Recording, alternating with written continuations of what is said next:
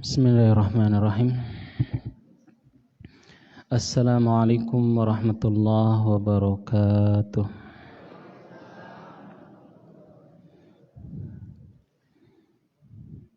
Innal hamdalillah, segala puji milik Allah Subhanahu wa taala.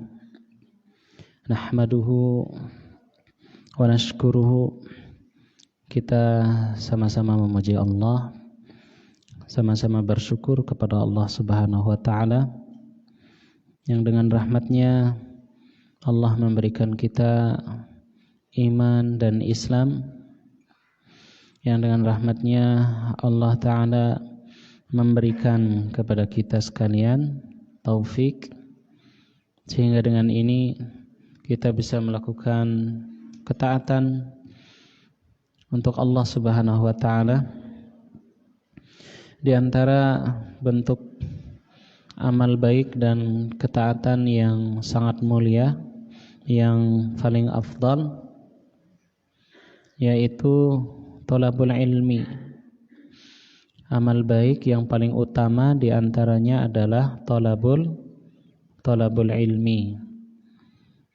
Mempelajari, menuntut ilmu, mempelajari agama Islam, yang dengannya Allah Subhanahu wa taala memberikan kepada kita tambahan ma'rifat, pemahaman terhadap agama yang kita anut, yang dengan tafaqquh fid din, mempelajari agama ini, Allah taala memberikan kita tambahan keimanan, yang dengan ilmu ini Allah Subhanahu wa taala mengangkat derajat sebagian hambanya. Yarfa'illahu alladhina amanu minkum walladhina utul ilma darajat. Allah meninggikan derajat sebagian dari orang-orang yang beriman di antara kita itu dan sebagian orang-orang yang berilmu. Yang kita diminta untuk senantiasa memperbaharui, mempelajari semampu kita agama kita. Nabi sallallahu alaihi wasallam memberikan motivasi kepada kita, motivasi untuk menuntut ilmu. Man salaka tariqan yaltamisu fihi ilman sahalallahu lahu bihi tariqan ilal jannah. Siapa yang menempuh jalan, ibu-ibu ya, dari rumah menempuh jalan menuju masjid untuk sama-sama mempelajari Al-Quran, tafsir surat Al-Kafirun, maka dengannya Allah akan berikan kemudahan jalan menuju surga. Amin ya rabbal alamin. Belum lagi di majelis ilmu ini kita mendapatkan doa, rahmat dan naungan dari para malaikat. Selama kita di sini, malaikat memohon ampunan kepada Allah untuk kita. Jadi ini adalah amal baik yang paling utama, duduk di majelis ilmu. Duduk di sini ya sampai jam 7 kurang nanti, insya Allah sebagian atau beberapa dosa-dosa kita terhapus ya, karena kita mendengarkan ilmu. Belum lagi tambahan doa dari para malaikat dan beberapa makhluk dari Allah, makhluk Allah, semut, ikan, bahkan ikan memintakan ampunan limu'allimin nasi khaira, untuk orang yang mengajarkan kebaikan. Salawat dan salam untuk junjungan tercinta Nabi Muhammad sallallahu alaihi wasallam. Pagi ini kita dapat rizki bisa bersolawat, Allahumma salli wa sallim ala nabiyina Muhammad. Mudah-mudahan nanti kita dapat rizki juga ya, dimasukkan ke dalam surga dan bisa berjumpa dengan Nabi di dalamnya. Amin ya rabbal alamin. Baik ibu-ibu, bapak-bapak, yang mudah-mudahan dirahmati Allah serta adik-adik. Surat Al-Kafirun, mari kita baca bareng-bareng. A'udzu billahi minasy syaithanir rajim. Bismillahirrahmanirrahim. Qul ya ayyuhal kafirun la a'budu ma ta'budun wa la antum 'abiduna ma a'budu wa la ana 'abidum ma 'abadtum wa la antum 'abiduna ma a'budu lakum dinukum waliyadin. Shadaqallahul azim. Berapa ayat tadi, Pak? 6 ayat. Baik. Yang pertama, kul ya ayyuhal kafirun. Kul, apa artinya kul? Katakanlah. Ya ayyuhal kafirun, wahai orang-orang kafir. Apa yang harus dikatakan kepada orang kafir? La a'budu ma ta'budun. Aku tidak menyembah. Di sini a'budu memakai fi'il mudhari', kata kerja present tense yang sedang terjadi, yang sedang berlangsung dan akan terus terjadi, akan terus berlangsung pada diri setiap muslim. Penyembahan hanya kepada Allah. A'budu ma ta'budun, akan terus berlangsung, akan terus terjadi dan akan terus dilakukan oleh orang beriman. Bahwa orang beriman tidak akan pernah menyembah apa yang disembah orang kafir. Ma ta'budun, wahai orang kafir, aku tidak menyembah, tidak akan pernah menyembah apa yang kalian sembah. Ayat berikutnya dan ayat berikutnya itu pengulangan dengan tujuan takkid, penekanan. Kenapa ayat yang sama dengan makna yang sama diulang-ulang di surat Al-Kafirun? Sama juga dalam surat At-Takatsur, ya. Summa latarawun, itu diulang-ulang. Summa latus'alun, maknanya sama. Sungguh pasti kalian itu akan melihat neraka jahanam. Kemudian di ayat akhir, sungguh pasti kalian itu akan dimintai pertanggungjawaban atas nikmat yang diberikan. Di surat yang lain diulang 2 kali. Fa inna ma'al usri yusra. Ulangi lagi, diulang lagi, tapi tanpa fa. Ya, inna ma'al usri. Kenapa ini diulang 2 kali? Takkid dalam bahasa Arab namanya takkid. Bahasa kita penekanan. Memberikan penekanan. Bahwa kalau misalnya fa inna ma'al usri yusra, penekanannya itu diulang lagi. Setiap kesulitan itu pasti setelahnya akan ada kemudahan. Diulangi lagi biar kita itu yakin bahwa pasti setelah kesulitan itu akan datang kemudahan. Setelah kesulitan itu nanti akan ada kemudahan. Itu diulang oleh Allah untuk memberikan penekanan dan agar kita yakin dengan janji Allah Subhanahu wa ta'ala. Ini litakid, untuk penekanan. Sama juga di sini di surat Al-Kafirun diulangi la a'budu. Di sini dari dari dhamir ana, dari dhamir saya, kata ganti saya, a'bud, aku tidak menyembah, ma ta'budun, apa yang kalian sembah.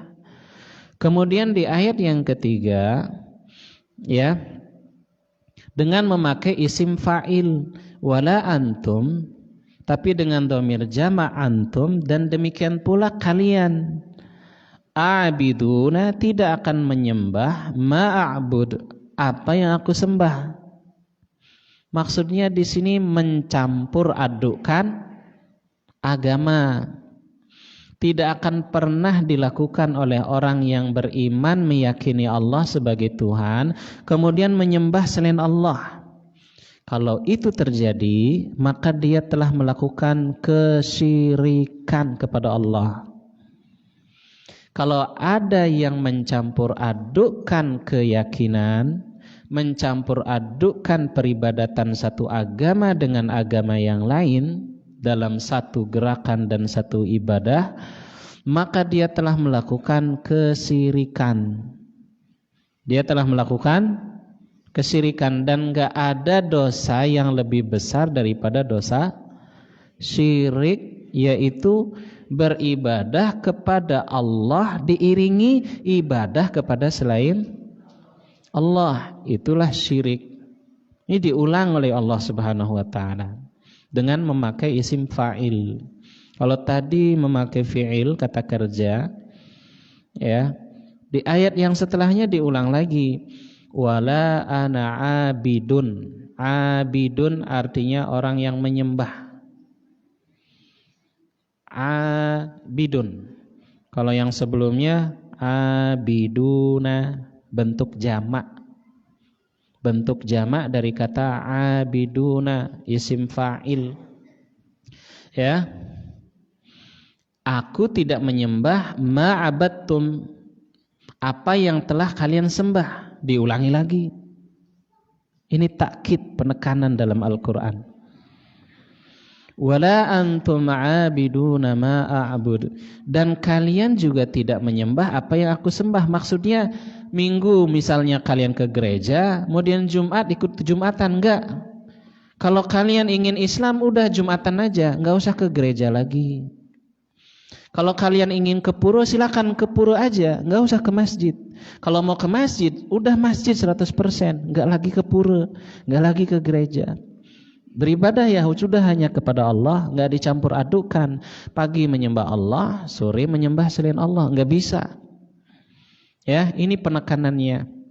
Lakum, hingga akhirnya pemungkas, penutup dari surat ini. Lakum dinukum, bagi kalian agama kalian, waliyadini, dan bagiku agamaku.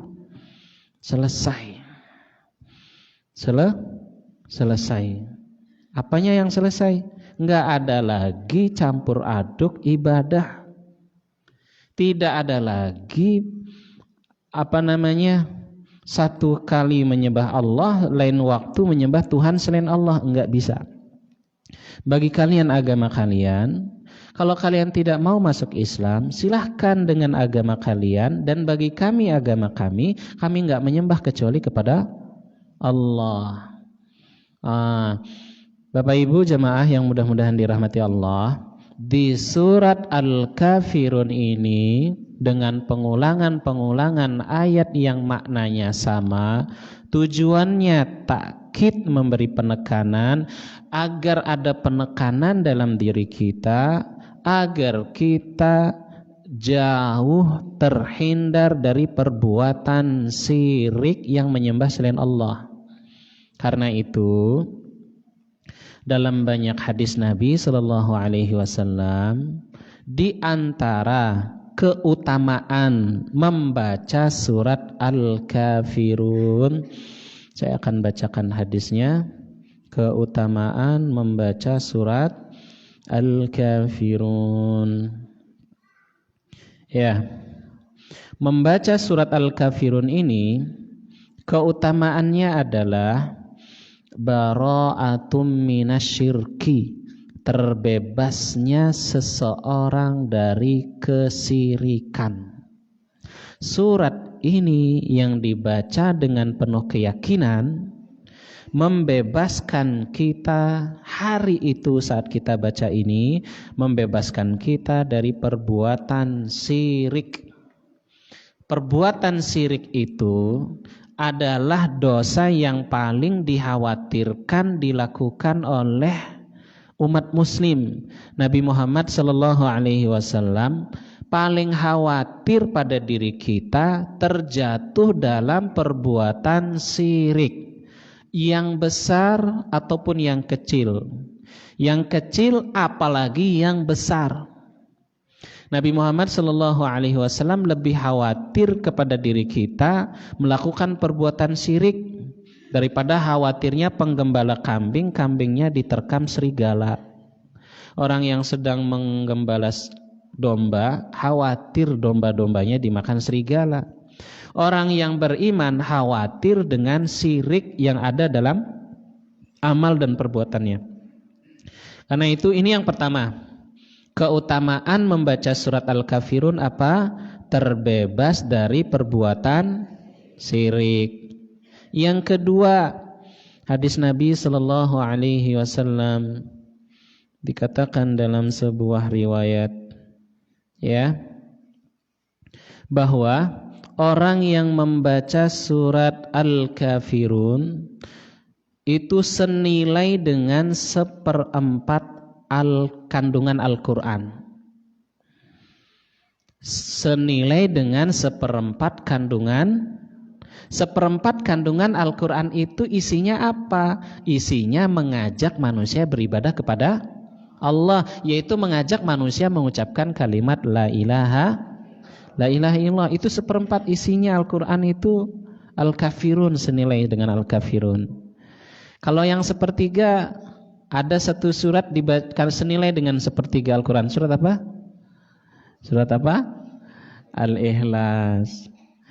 Ta'dilu thuluthul Quran. Membaca surat Al-Ikhlas Qul huwallahu ahad nilainya sama dengan 1/3 kandungan Al-Quran. Ini hadis riwayat At-Tirmidzi, ya. Kalau Qul ya ayyuhal kafirun ini senilai dengan 1/4 kandungan Al-Quran. Ini keutamaan yang kedua. Keutamaan yang ketiga, surat Al-Kafirun adalah Nabi Muhammad SAW, Bapak Ibu, pernah melewati satu sahabat. Tidak sengaja mendengar sahabat itu sebelum tidur membaca Al-Kafirun.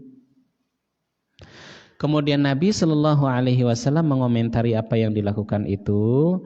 Summa nama ala khatimatiha fa innaha bara'atun minasyirki. Siapa yang tidur membaca surat Al-Kafirun, kemudian dia tidur dengan menghadap kanan, ya, maka dia tidur terbebas dari perbuatan syirik.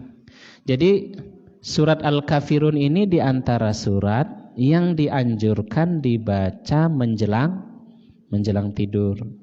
Berarti menjelang tidur itu banyak banget, Bu, ya? Ya nggak, Bu? Mau dibaca semua apa mau dipilih-pilih, Bu? Dipilih-pilih nggak apa-apa, ya? Hah? Nggak sempet. Banyak banget ya, Pak, ya? Al-Ikhlas sebelum tidur, Al-Falaq, An-Nas. Ini ditambah lagi baru dapat ilmunya, ya. Baca surat Al-Kafirun. Ya, terbebas dari perbuatan syirik. Ini baru dari ayat Al-Qur'an, baru 4 ayat, baru dari surat, baru 4 surat. Bemal Al-Baqarah, akhir Al-Baqarah. Ya enggak, Pak? Ayat kursi. Ya. Belum lagi dari doa yang lain. Doa yang paling kita tahu bismikallahumma amut wa ahya. Doa yang lain, Allahumma aslamtu nafsi ilaik. Ini sebelum tidur, ya, baca doa. Coba ikuti jemaah. Allahumma aslamtu nafsi ilaik wa fawwadtu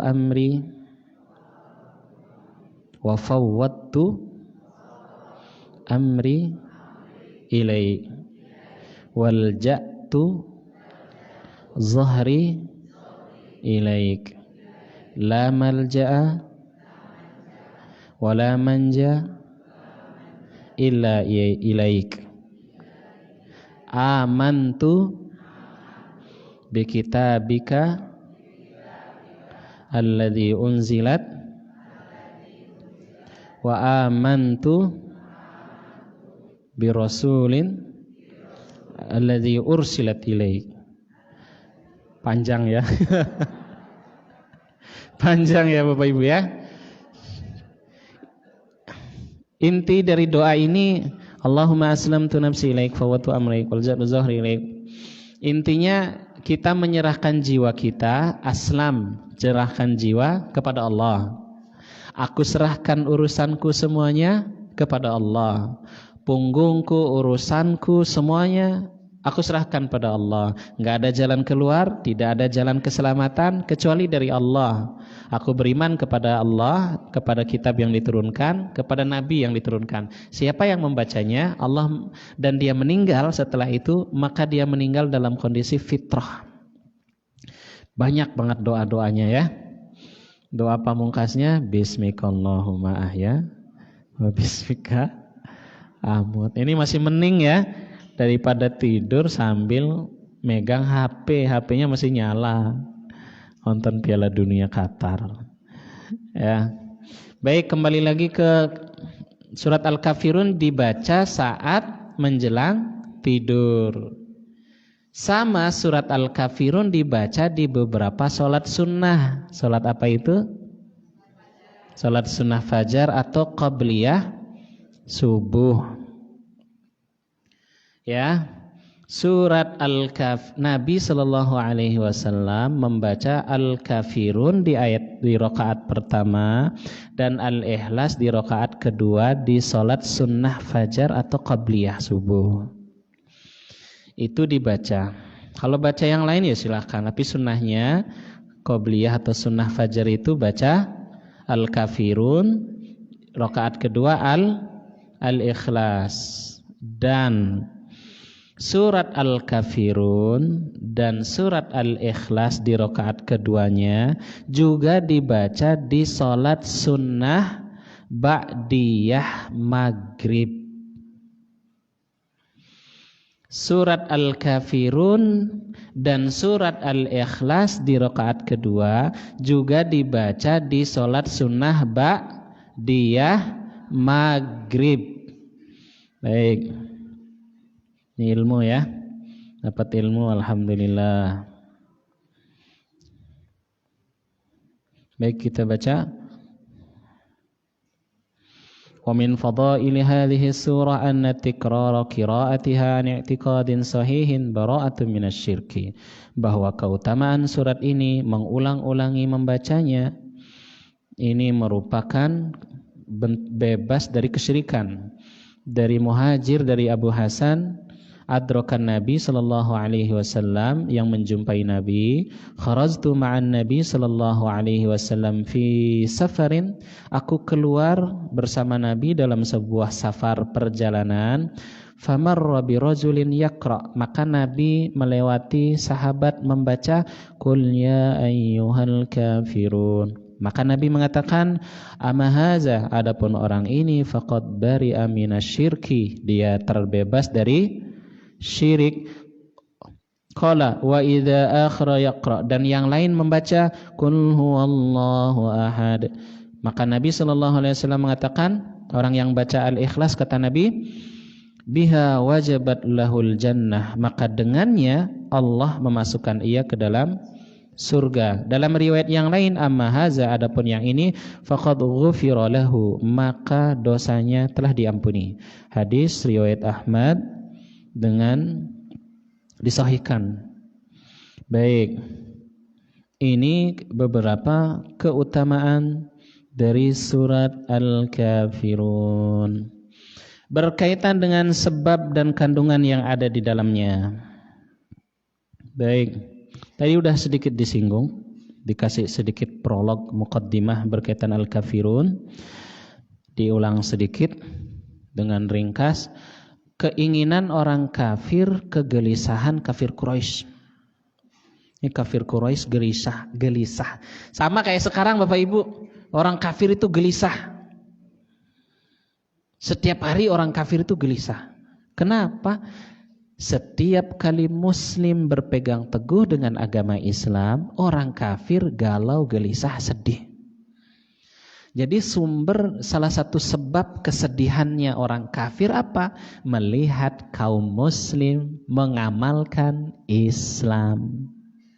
Sama kayak sekarang di Piala Dunia di Qatar. Bagaimana marahnya, jengkelnya orang-orang kafir yang diwakili pemimpin mereka dari negeri-negeri kafir di Eropa, Amerika. Mereka jengkel karena kemauan-kemauan mereka yang harus diikuti oleh negeri Muslim Qatar tidak dituruti. Ya, dalam surat Al-Baqarah Allah mengabarkan, "Walan tarda 'ankal yahudu walan nasara hatta tattabi'a millatahum." Bahwa Yahudi dan Kristen tidak akan pernah senang, enggak akan pernah rela sampai kita mengikuti agama mereka atau kebiasaan mereka atau tradisi mereka.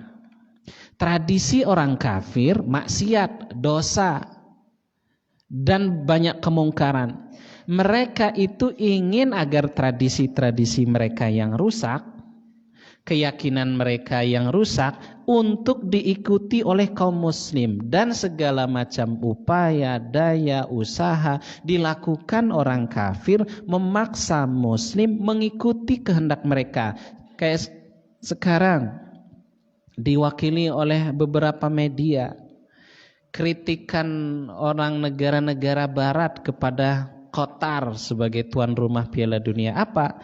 Mereka memaksa agar beberapa simbol sebagai bentuk dukungan kepada perbuatan laknat yaitu LGBT itu dilegalkan, dibolehkan dipakai saat pertandingan Piala Dunia. Ya nggak Pak? Nonton ya Pak ya beritanya. Simbol pelangi, one love, satu cinta. Mereka menganggap pelarangan simbol pelangi di negeri Qatar dan selama pelaksanaan Piala Dunia ini sebagai bentuk diskriminasi, sebagai bentuk pembungkaman terhadap kebebasan manusia. Jadi mereka menganggap melegalkan, membiarkan serta mendukung orang-orang yang punya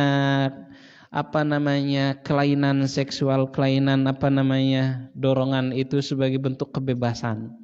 Dan alhamdulillah muslim saat ini diwakili oleh Qatar yang dengan teguh dari awal, sekarang dan sampai nanti pemerintah Qatar, amirnya serta menteri dan rakyatnya kompak menolak LGBT serta dukungan kepada mereka, dan kompak menolak memakai atribut, simbol, logo sebagai bentuk dukungan perbuatan laknat LGBT. Alhamdulillah, Qatar ini sekarang sebagai perwakilan kita. Gimana orang-orang kafir itu memaksa agar muslim itu mengikuti keinginan mereka, kita dipaksa harus ikut mereka. Sebagaimana dikabarkan oleh Allah tadi, Yahudi dan Kristen gak akan pernah rela. Itu satu. Yang kedua, ya. Kemudian nauzubillah, mohon maaf, seks bebas. Alhamdulillah itu dilarang. Jadi Piala Dunia tahun ini di Qatar itu benar-benar istimewa. Benar-benar dimanfaatkan oleh pemerintah Arab Qatar yang cinta dengan Islam untuk menampakkan wajah Islam dan untuk mendakwahkan Islam. Jadi kalau di lapangan hijau itu ada pertandingan bola, di luar lapangan ada dakwah kepada non-muslim, ya, agar mereka mengenal Islam dan masuk Islam. Dan alhamdulillah masuk Islam sebagaimana berita-berita yang sudah kita dengar dan yang kita tonton. Alhamdulillah, ini pertarungan luar biasa. Bukan sekedar ini event seremonial tahunan yang luar biasa, benar-benar dimanfaatin. Sehingga baru pertama kali dalam sejarah pembukaan seremonial Piala Dunia itu mengutip ayat, membaca Al-Quran, surat Ar-Rahman dan surat Al-Baqarah. Ya, kalau di masjid ini dakwah yang mendengar hanya beberapa masyarakat, tapi di Piala Dunia yang mendengar itu banyak. Ini sisi positif dan sisi baiknya, mereka menampakkan Islam, gelontorin uang triliunan itu buat dakwah Islam di situ secara tidak langsung. Baik jamaah yang mudah-mudahan dirahmati Allah. Kembali lagi ke orang kafir nggak rela. Orang kafir itu nggak bisa tidur nyenyak sampai Muslim mengikuti kemauan mereka. Itu yang dulu pernah terjadi pada kafir Quraisy terhadap dakwah Nabi Muhammad sallallahu alaihi wasallam.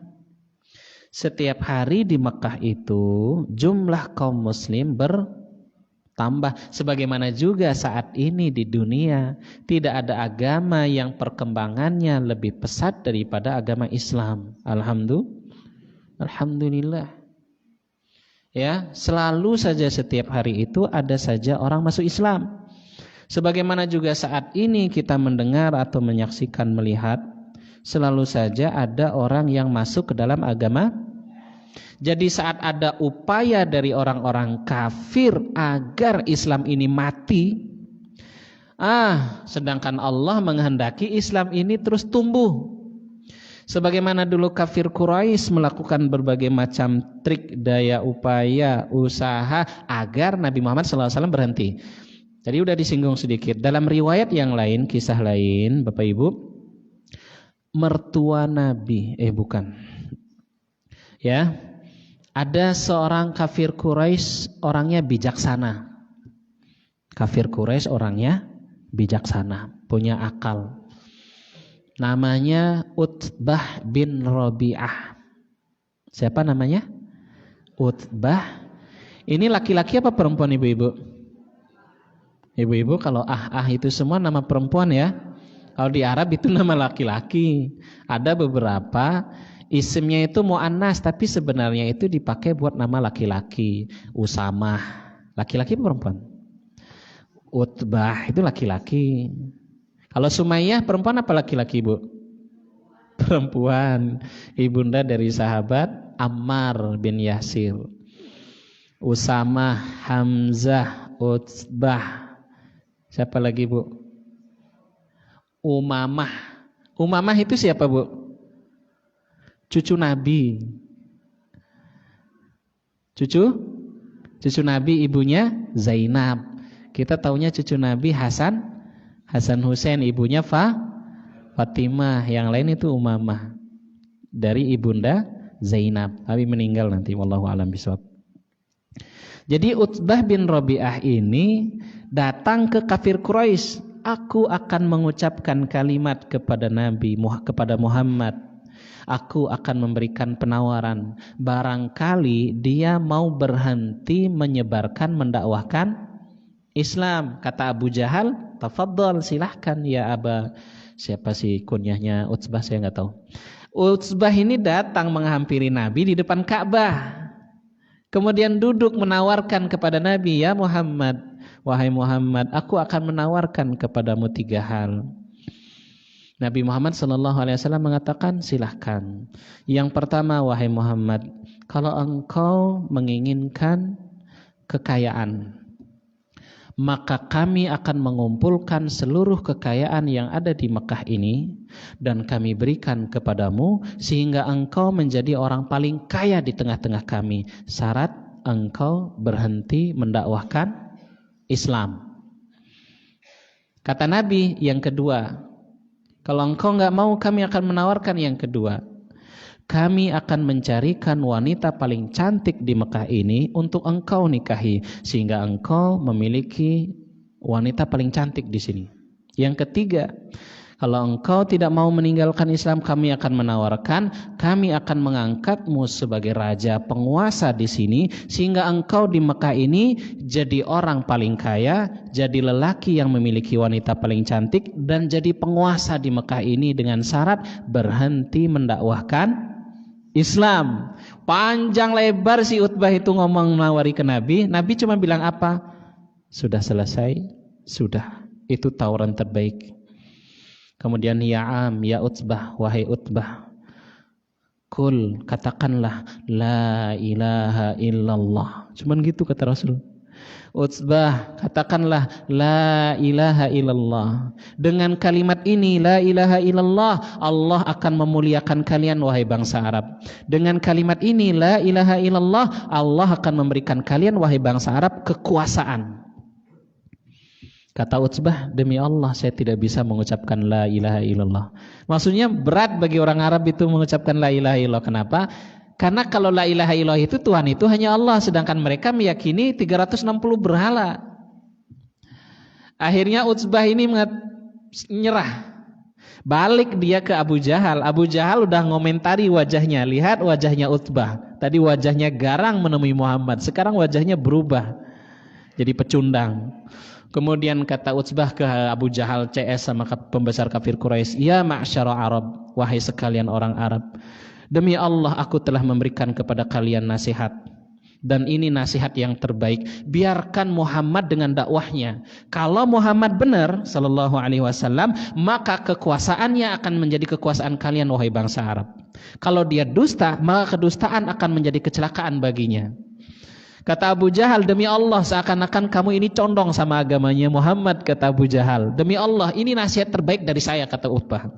Utbah itu sedikit lagi mau masuk Islam Bapak Ibu, tapi karena dia sengkongkolannya itu si Abu Jahal CS, dia lebih condong ke Abu Jahal.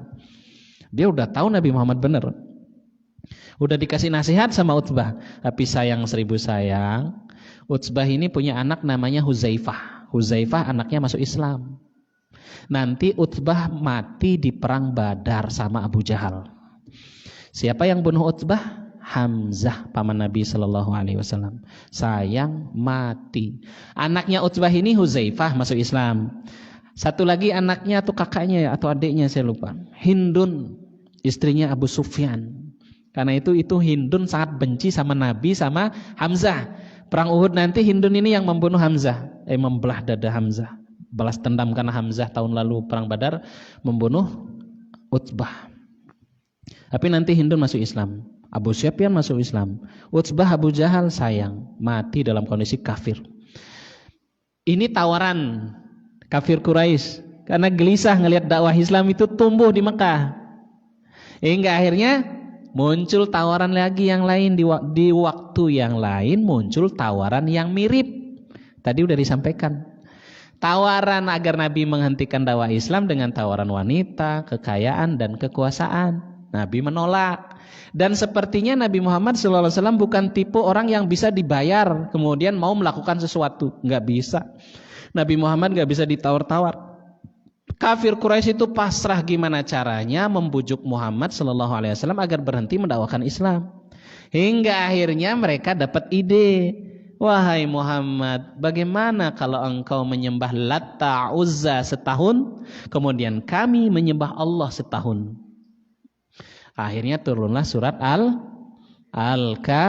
Al-Kafirun, penegasan tidak boleh ada campur aduk kesyirikan dengan Islam.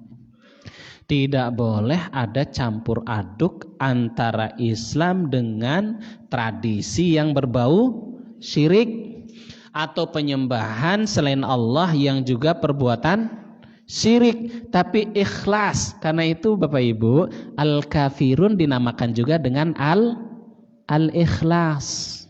Kenapa Al-Ikhlas? Karena Al-Ikhlas itu adalah bentuk pemurnian ibadah hanya kepada Allah. Dan inti surat Al-Kafirun ini ngajak kita apa? Ngajak kita untuk beribadah hanya kepada Allah serta meninggalkan perbuatan syirik. Karena itu beribadah hanya pada Allah, jauh dari perbuatan syirik. Amal ini dinamakan ikhlas. Surat Ikhlas dinamakan surat Ikhlas, pemurnian tauhid kepada Allah. Demikian pula dengan Al-Kafirun. Ini ikhlas hanya untuk Allah. Baik. Al-Kafirun dinamakan juga dengan Al-Ikhlas. Ikhlas dalam hal apa? Ikhlasul amal. Mengikhlaskan amal dan ibadah hanya kepada Allah Subhanahu wa ta'ala. Sedangkan surat Al-Ikhlas dinamakan juga dengan Al-Ikhlas karena ikhlasul amali wal qawli, mengikhlaskan amal perbuatan dan ucapan hanya untuk Allah Subhanahu wa ta'ala. Baik. Kemudian kenapa surat ini ayatnya diawali dengan kul huwallahu, kul a'udzu birabbil falaq. Kenapa diawali dengan kul, katakan? Karena ini perintah dari Allah kepada Nabi. Wahai Nabi, katakanlah, aku tidak beribadah menyembah apa yang kalian sembah. Ketika Nabi sudah melakukan itu, Nabi terbebas. Kalau ada di antara orang kaumnya yang melakukan kesyirikan, maka dosa kesyirikan yang dilakukan kaumnya bukan dosa Nabi Muhammad SAW. Itu yang pertama. Kenapa diawali kul, katakanlah. Ya. Jadi ini perintah dari Allah kepada Nabi, dan ini juga perintah kepada Allah, dari Allah kepada kita kaum muslim, hamba-hambanya yang beriman kepada Allah. Berjumpa dengan orang kafir, kalau ada orang yang mengajak kepada apa? Persatuan agama atau toleransi beragama, ya, atau kalimat dan ajakan seruan kampanye senada seperti yang diajak oleh orang-orang liberal dalam akidah keyakinan pluralisme. Ini bagian dari slogan dakwah kampanye orang-orang liberal agar muslim tidak terlalu fanatik dengan Islam. Ya, pluralisme meyakini semua agama sama di mata Tuhan, tapi berbeda dalam cara menyembah Tuhan. Jadi pluralisme ini meyakini muslim menyembah Tuhan di masjid, Kristen menyembah Tuhan di gereja, Hindu menyembah Tuhan di pura. Itu semuanya sama-sama menyembah Tuhan. Kalau semuanya sama, maka semuanya nanti bisa masuk surga. Sesat. Ini paham sesat. Ini paham yang dikampanyekan oleh orang-orang liberal dari kalangan akademisi, guru, dosen, ya, ataupun dari kalangan pejabat. Mereka memasuki kursi-kursi penting untuk mengajarkan, mengkampanyekan Islam liberal. Nauzubillah min. Sehingga kita ini yang berkeyakinan bahwa Islam satu-satunya agama yang diridhoi oleh Allah dan tidak menerima selain Islam, kita ini dicapnya radikal. Dipaksa, sudah ada upaya memaksa secara halus siapa saja yang meyakini Islam satu-satunya agama benar, maka versi mereka kita ini Islam radikal. Itu sudah dipaksa. Makanya mereka itu berjuang lewat pendidikan, lewat kurikulum, Bapak Ibu. Apa yang mereka sebut dengan sekarang itu modernisme beragama, ya, modernisasi beragama dalam kurikulum pendidikan dan lain sebagainya. Nauzubillah min zalik. Jamaah yang mudah-mudahan dirahmati Allah Subhanahu wa taala. Kemudian kenapa juga surat ini diawali, atau surat ayat-ayat yang lain kok diawali dengan kul? Baik kul dengan mukhatabnya itu tunggal, kayak di sini kul, wahai Muhammad, kul, katakanlah. Kalau jamak kulu. Kalau orangnya banyak, maka Allah memerintahkan kulu sebagaimana dalam surat yang lain. Kenapa diawali dengan kul? Karena ini masalah akidah. Jadi kalau surat yang itu permasalahan akidah, ada surat ayat yang isinya akidah atau keyakinan, di situ diawali kul, katakanlah. Katakan kul huwallahu ahad. Ini akidah, ini keyakinan. Katakan. Jadi di sini itu ditalkin. Kita itu ditalkin oleh Allah. Talkin itu kita disuruh ngulangi. Disuruh sama kayak orang yang sakaratul maut disuruh talkin, ya enggak Bapak Ibu? Jadi orang yang sakaratul maut itu ditalkin dengan kalimat la ilaha, ada tambahan enggak? Muhammad Rasulullah. Enggak. Jadi orang yang meninggal itu ditalkinnya cuma dengan la ilaha. Jadi enggak ada tambahan Muhammad Rasulullah sallallahu alaihi. Jadi dalam masalah akidah, keyakinan diawali kul, katakan. Huwallahu ahad. Dialah Allah Ta'ala yang maha ahad, yang maha esa. Di sini katakan ayya ayyuhal kafirun, wahai orang-orang kafir. Kami tidak menyembah apa yang kalian sembah. Baik. Kita akan bahas sedikit toleransi, apalagi sebentar lagi bulan Desember. Bulan Desember bulan toleransi. Kenapa? Natalan, tahun baru. Ini biasanya sudah mulai ada slogan toleran, atau ada beberapa golongan yang menggaungkan toleransi tapi kebablasan. Toleransi itu Bapak Ibu dalam bahasa Arab disebut dengan tasamuh. Apa? Tasamaha. Apa artinya tasamaha? Membiarkan.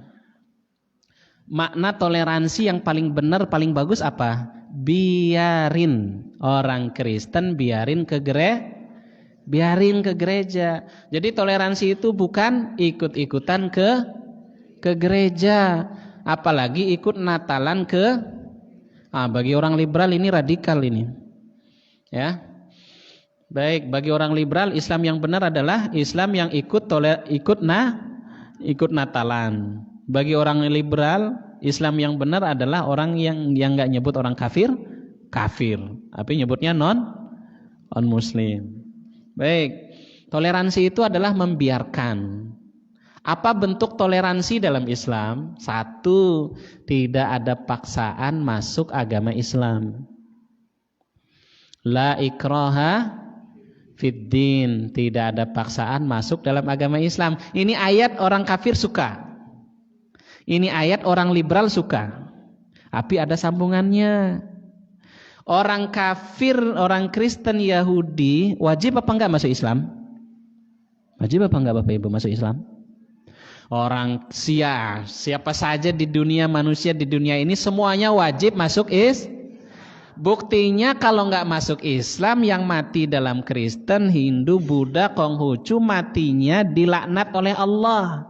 Karena dia dilaknat oleh Allah, maka Bapak Ibu, mohon maaf, yang punya tetangga non Muslim, kalau mau takziah silahkan ikut berbelasungkawa kepada keluarga yang masih hidup. Kami ikut berbelasungkawa.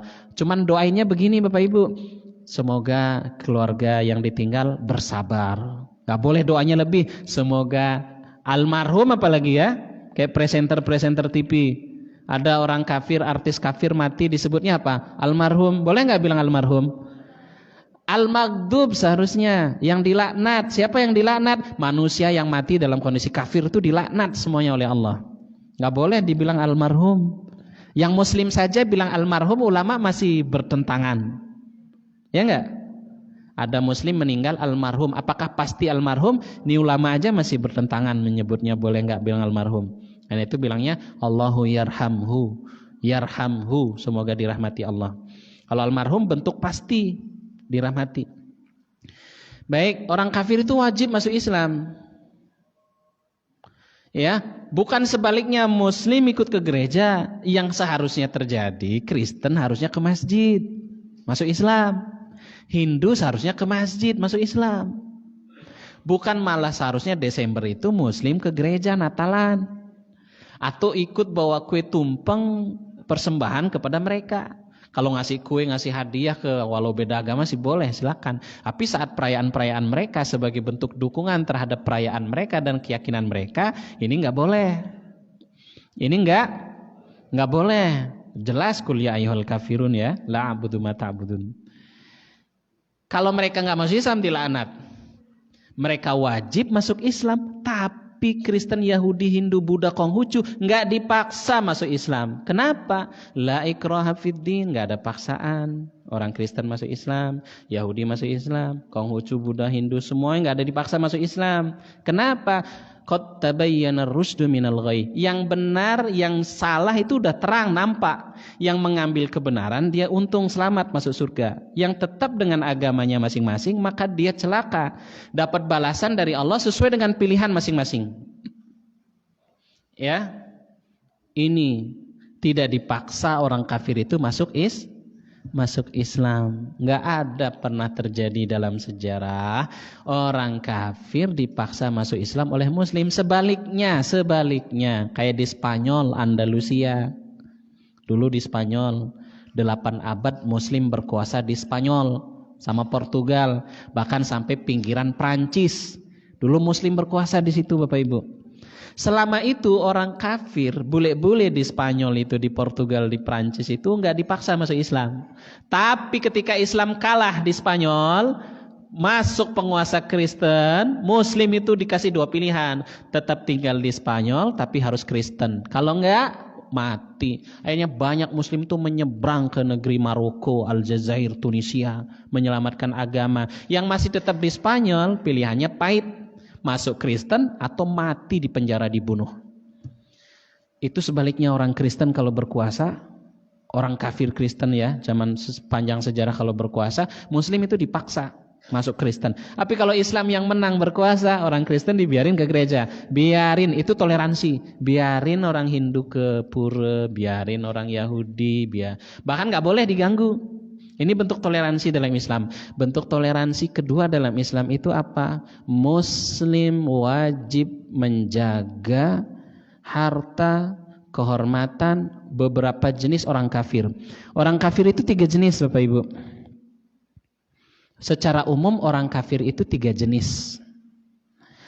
Ada 2 kafir, 2 jenis orang kafir, nggak boleh dibunuh, nggak boleh diganggu, nggak boleh disakiti, nggak boleh diperangi. Ya, ada 3 jenis orang kafir. Yang 2 nggak boleh disakiti, dibunuh, diganggu, diperangi. Siapa mereka? Ahluz zimmah atau kafir zimmi. Kafir zimmi adalah kafir yang hidup di bawah pemerintahan Islam dan tunduk dengan pemerintahan Islam, bayar jizyah. Kalau sekarang sudah nggak ada jizyah, berarti bayar pajak, wallahu alam. Jadi tetangga kita yang non Muslim ini disebut dengan kafir zimmi. Kita punya tetangga Kristen atau Konghucu ya, Chinese, baik dia Konghucu, baik dia Nasrani. Mereka ini masuk ke kategori kafir zimmi. Nggak boleh dibunuh, nggak boleh diganggu, nggak boleh disakiti, nggak boleh dirampas hartanya. Nabi mengancam siapa yang mengganggu kafir zimmi, maka siapa yang membunuh kafir zimmi, lam yarih raihatal jannah, nggak mencium bau surga. Bahkan hadis yang lain, siapa yang menyakiti kafir zimmi, beberapa jenis orang kafir, itu sama saja menyakiti Nabi Muhammad SAW. Siapa? Kafir zimmi. Sama kafir yang kedua, mu'ahad atau kafir ahdi. Siapa mereka? Orang kafir yang terikat perjanjian damai dengan Muslim. Contoh, Muslim sama kafir perang, kemudian terjadi kesepakatan damai. Selama kesepakatan damai, status mereka berubah, namanya kafir ahdi. Selama itu, perjanjian itu mereka nggak boleh diganggu. Yang mengganggu mereka sama mengganggu Nabi. Yang membunuh mereka tidak mencium bau surga. Yang boleh dibunuh cuman kafir yang ketiga, namanya kafir harbi. Kafir apa namanya, Bapak Ibu? Harbi. Apa namanya? Harbi. Harbi. Maksudnya siapa? Kafir yang memerangi Muslim. Sama kafir yang melanggar kesepakatan atau perjanjian. Mereka inilah yang kata Al-Qur'an, faqtuluhum haitsu wajadtumuhum, bunuhlah mereka dimanapun kalian dapati mereka, si orang kafir itu. Siapa? Orang kafir yang memerangi muslim sama orang kafir yang mengkhianati perjanjian. Ini sebulan ini damai kesepakatannya, kok tiba-tiba mereka menyerang, bunuh mereka, perangi mereka di mana saja kalian dapati. Tapi orang-orang Khawarij, kelompok-kelompok yang suka ngebom di beberapa gereja di Indonesia, ini semuanya dianggap sama, Bapak Ibu. Mereka sesat, pemahaman mereka sesat. Ini kelompok Khawarij. Simbol mereka apa? Mudah mengkafirkan kaum muslim. Bahkan semua orang kafir yang nyata kafir disamakan statusnya. Karena itu mereka ngebom gereja dan beberapa tempat. Dalam perang sekalipun gereja, tempat ibadah nggak boleh dirusak.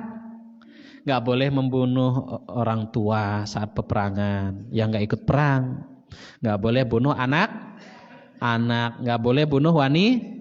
Tidak boleh menebang pohon kecuali karena alasan trik atau strategi perang. Dan kelima, selama perang tidak boleh merusak tempat ibadah. Ini kok teroris di Indonesia bom gereja, dibom. Ini sesat. Semangatnya, tujuannya memperjuangkan Islam, malah mereka menghancurkan Islam dari dalam. Mereka beberapa kelompok keliru, tapi orang kafir menjadikan momen itu untuk menuduh muslim sebagai teroris. Baik, jamaah yang mudah-mudahan dirahmati Allah Subhanahu wa taala. Itu berkaitan dengan surat Al-Kafirun, dan juga kita singgung sedikit tentang toleransi. Jadi toleransi itu adalah biarin orang Kristen tahun baru, muslim jangan ikutan. Biarin orang Kristen Natalan, muslim jangan ikutan. Biarin orang Kristen pakai topi Sinterklas, muslim jangan ikut pakai topi atau atribut Natal atau pasang pohon Natal. Ya, Bapak-bapak mungkin ada yang senang sama pohon-pohonan ya, tapi pohon-pohonannya mirip pohon Natal, dibuang. Tidak nggak boleh. Ya, nggak boleh. Karena itu dilarang tasyabuh, menyerupai orang kafir. Bapak Ibu nggak boleh pakai pakaian. Pakaian itu ciri khasnya orang Kristen. Pakaian itu ciri khas yang dipakai orang Hindu ke pura. Nggak boleh Bapak Ibu pakai. Pakaian itu ciri khasnya dipakai oleh orang Yahudi, pendeta. Tapi kalau pakaian yang kayak batik, koko, celana, itu nggak beragama, boleh dipakai. Kayak dasi kan jas, itu kan bukan ciri khasnya orang Kristen, ya nggak? Muslim pakai jas dasi, orang Kristen pakai jas dasi. Muslim pakai topi, orang Kristen pakai topi. Tapi kalau topinya Yahudi, nggak boleh dipakai Muslim. Pakaian ciri khas agama lain nggak boleh dipakai Muslim. Itu bentuk menyerupai mereka. 2, perayaan orang kafir, perayaan agama lain nggak boleh ikut dirayakan Muslim. 3, kebiasaan, tradisi. Ini tradisi melekat pada diri orang kafir, biasa mereka lakukan. Muslim nggak boleh ikut-ikutan di situ. Nah, bahkan Muslim itu disuruh berbeda. Makanya yang laki-laki kata Nabi potong kumis, jenggotnya dibiarin biar berbeda. Yang wanita disuruh menutup aurat pakai jilbab biar berbeda sama wanita kafir. Ini istimewanya agama Tapi sayang seribu sayang, mereka mengatasnamakan toleransi dalam Islam, tapi salah, kebablasan. Terjadi berulang-ulang setiap bulan Desember. Karena itu nauzubillah, Desember hati-hati ya, mudah-mudahan gak ada gempa tsunami. Karena Tuhan dianggapnya punya anak. Takadus samawatu yatafattarna an da'u lirrahmani walada. Hampir-hampir langit itu pecah tidak bisa menahan diri karena mereka mengatakan Allah punya anak. Kalau Allah nggak menahan bumi ini setiap Desember karena di atasnya manusia kafir mengakui Allah punya anak, kalau bumi ini nggak ditahan sama Allah untuk goyang, bumi ini akan goyang gempa sejadi-jadinya karena manusia di atasnya mengakui Allah punya anak. Karena itu mudah-mudahan Allah jauhkan kita dari keburukan orang-orang kafir dan berikan kita keselamatan akidah agama di dunia dan di akhirat. Amin ya rabbal alamin. Cukup. Terima kasih. Enggak ada diskusi. Mungkin ada pertanyaan, silakan Pak. Salam.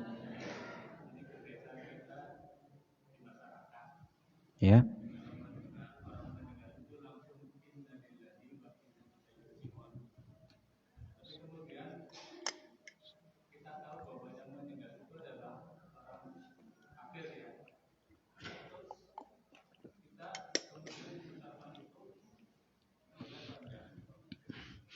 Semua yang ada di dunia ini milik Allah. Bahkan kehidupan yang dimiliki orang kafir itu milik Allah. Karena itu inna lillahi wa inna ilaihi rajiun. Orang kafir dan muslim inna lillahi wa inna ilaihi, semuanya kembali kepada Allah. Jadi inna lillahi wa inna ilaihi rajiun ini bukan doa, tapi kalimat tauhid, ungkapan dari kita bahwa semuanya milik Allah dan kembali pada. Setelahnya yang nggak boleh kalau orang kafir mati, semoga selamat, semoga istirahat dalam damai. Nggak boleh. Orang kafir kalau mati nggak akan istirahat, sengsara selamanya. Nggak ada istirahatnya orang kafir. Di dunia itu surganya orang kafir. Setelah mati, sengsara, laknat selamanya. Nggak boleh didoain orang kafir itu. Makanya cuma sesama makhluk sosial di antara kita kepada non muslim, doa-doa umum, bukan doa ampunan atau rahmat, itu boleh. Semoga sukses anaknya ibu, boleh. Semoga selamat dalam perjalanan, boleh. Bahkan doa terbaik buat orang kafir, semoga dapat hidayah. Tapi kalau semoga diampuni, dirahmati Tuhan, nggak boleh. Nabi Ibrahim ditegur sama Allah, Nabi Muhammad SAW juga ditegur sama Allah. Karena doain paman Abu Talib. Wallahu a'lam bishawab. Jadi innalillah umum, kafir muslim innalillah. Baik, silahkan. Cukup. Terima kasih atas perhatiannya. Mohon maaf apabila ada yang kurang. Kita akhiri. Alhamdulillahirabbil alamin. Subhanakallahumma bihamdika asyhadu an la ilaha illa anta astaghfiruka wa atubu ilaik. Mohon maaf apabila ada yang kurang. Assalamualaikum warahmatullahi wabarakatuh.